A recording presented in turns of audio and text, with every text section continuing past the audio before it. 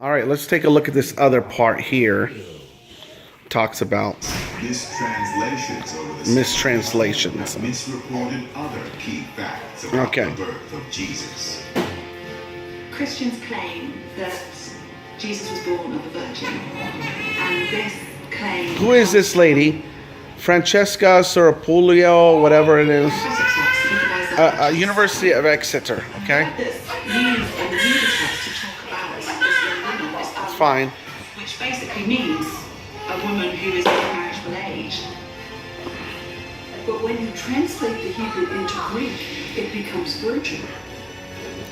That is because a woman who is of marriageable age, who has not been married, is a virgin. I mean, it doesn't take a rocket scientist. Maybe it does for these guys to understand it. That's when it can become for Matthew and Luke a sort of bolt of lightning saying, oh, it was a miracle. His mother was a virgin. His mother was a virgin, and it was a miracle. Think about this, folks. Even when the angel said to Mary that she would have a baby, she said, I have not even known a man. How could I be with child or even have a child? I have not known a man, meaning I am a virgin. I cannot have a child. So where do they put that in the text? A different translation. Oh my gosh, these people. Getting a translation. This guy's a false teacher, Bart Ehrman.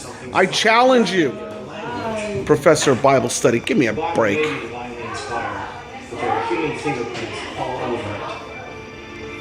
These guys are garbage. They're false teachers. They take away from the deity of Christ. They are nothing. He was born of a virgin. Idiots. But it's essentially a mistranslation. Why? Because he didn't have, because his mother didn't have, sexual relations before she got married. It's got to be mistranslation. Why? Because this woman decided to have sex before she got married. She thinks that every 14, 15-year-old has sex before they get married. In the Middle East, they didn't do that. It was a sin to have sexual relationship before you get married. She was a virgin. This woman, her head is cuckoo.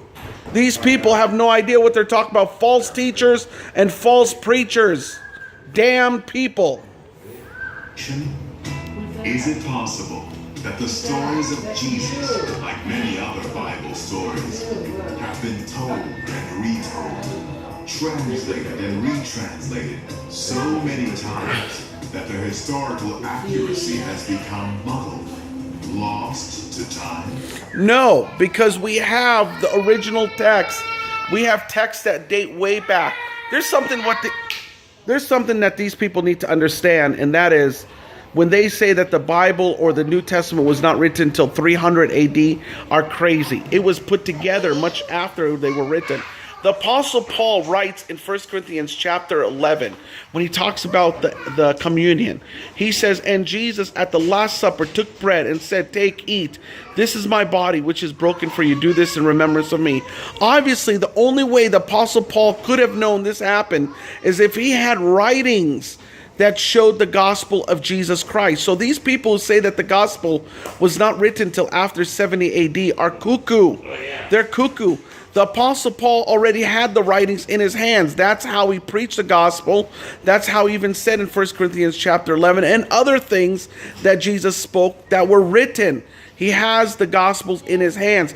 The thing is, Apostle Paul died at 65 AD. He was beheaded. That's definitely a fact. And being beheaded, and if he already had it, obviously the gospel writings were way before 70 AD. Folks, this Bible Secrets Revealed, Lost in Translation is a false show. Don't believe it. And these scholars, these so-called guys who come up there and call themselves scholars, do not trust them. They do not know what they're talking about.